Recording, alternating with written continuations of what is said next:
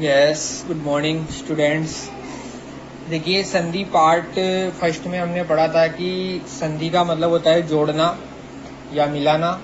और जो संधि है वो मुख्य रूप से 3 प्रकार की होती है कि एक तो अच संधि या स्वर संधि, हल संधि या व्यंजन संधि, और एक होती है विसर्ग संधि। 3 प्रकार की मुख्य रूप से संधि होती है। आज हम स्वर संधि पढ़ रहे हैं और स्वर संधि में हम पहले पढ़ेंगे सवर्ण दीर्घ संधि।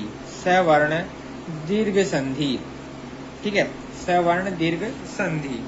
और इसका जो सूत्र है वो होता है अकह सवर्णे दीर्घ है। अकह सवर्णे दीर्घ है। अकह अकह सवर्णे दीर्घ समझ में हमने को याद है, लेकिन अकह का मतलब क्या होता है? अकह का मतलब होता है ए, ई, उ, री और ल। ये पांचों जो वर्ण होते हैं इनको अकह बोलते हैं।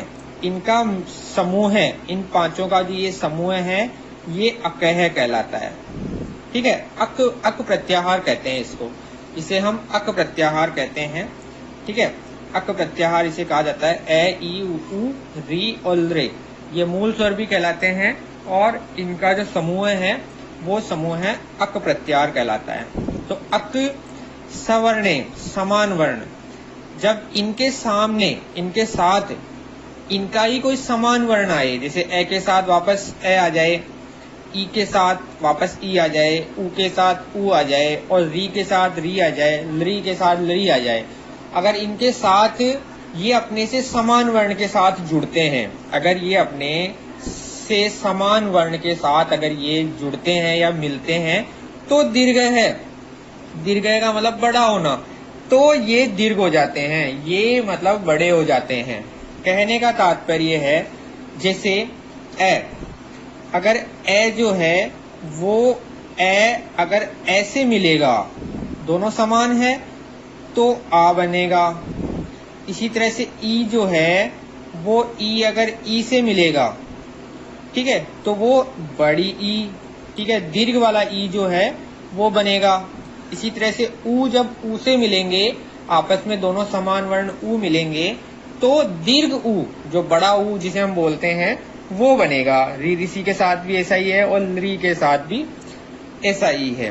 ठीक है, तो अकह सवर्णे दीर्घ है, मतलब जब अकवर्ण आपस में समान वर्णों के साथ जब जुड़ते हैं, मिलते हैं समान वर्णों के साथ, तो वो दीर्घ हो जाते हैं।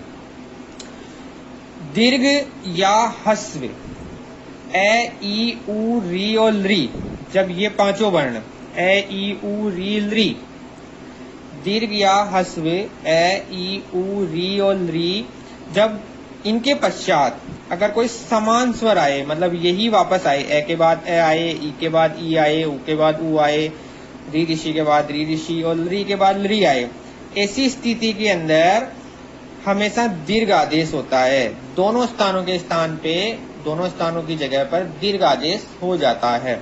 ऐसी ये संधि है। जैसे विद्या प्लस आले, देखिए विद्या में आ है और आले, आले में भी आ है, ये दोनों मिल रहे हैं, दोनों समान हैं। अब ये दोनों मिलेंगे तो आ बनेगा, विद्यालय।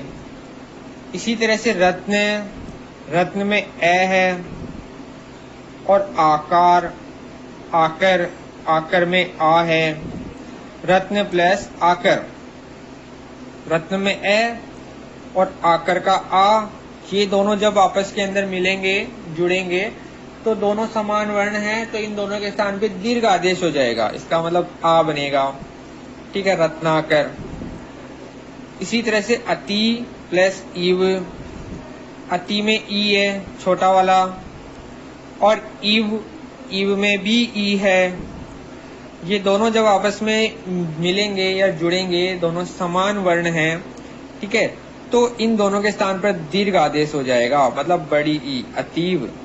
ठीक है, अतीव ये हमारा शब्द बनेगा। इसी तरह से देखें परीक्षा, परी छोटी ई है, इच्छा, इस इच्छा में बड़ी ई है, लेकिन है दोनों ही समान। ई और ई दोनों ही जब जुड़ेंगे या मिलेंगे आपस में तो फिर बड़ी ई बनेगा। ठीक है, परीक्षा, यहाँ बड़ी ई बना है, परीक्षा। इसी तरह से देखें भानु प्लस ऊष्मा, भानु में छोटा ऊ है, ऊष्मा में बड़ा ऊ है, लेकिन दोनों समान वर्ण हैं, सवर्ण हैं, तो दोनों ही आपस में जब जुड़ेंगे तो दीर्घ भानुष्मा, बड़ा ऊ जो है वो बनेगा और इस तरह से शब्द बना भानुष्मा, भानु प्लस ऊष्मा भानुष्मा। इसी तरह से भानु छोटा ऊ और उदय बड़ा, तो हस्व, छोटे को हस्व भी कहते हैं, हस्व ऊ और हस्व ऊ दोनों ही जब मिलेंगे तो दीर्घ बनेगा भानु और प्लस उदय भानुदय। ये हमारा शब्द बनने वाला है, भानु प्लस उदय भानुदय। इसी तरह से देखें, आप देखें पितृ, री ऋषि है ये छोटा, और ऋण इधर भी री ऋषि से आ रहा है, ठीक है, इधर भी री ऋषि और यहाँ पे भी ऋषि, दोनों ही समान वर्ण है, सवर्ण इनको कहेंगे हम। तो जब दोनों ही समान वर्ण आपस में मिलेंगे तो फिर दीर्घ हो जाएगा। दीर्घ जो ऋषि है उसकी मात्रा इस तरह की होती है, तो पितृणम यहाँ पे शब्द हमारा बनेगा, पितृणम। ठीक है, वापस देखें एक बार, विद्या प्लस आले विद्यालय, रत्न प्लस आकार आकर रत्नाकर, अति प्लस इव अतीव, परी प्लस इक्षा परीक्षा, भानु प्लस उष्मा भानुष्मा, भानु प्लस उदय भानुदय है, और पितृ प्लस ऋणम पितृणम। ये हमारी सवर्ण दीर्घ संधि थी। अकह सवर्णे दीर्घ है। अगर ये सूत्र हमको याद रहेगा तो हम इस संधि का जो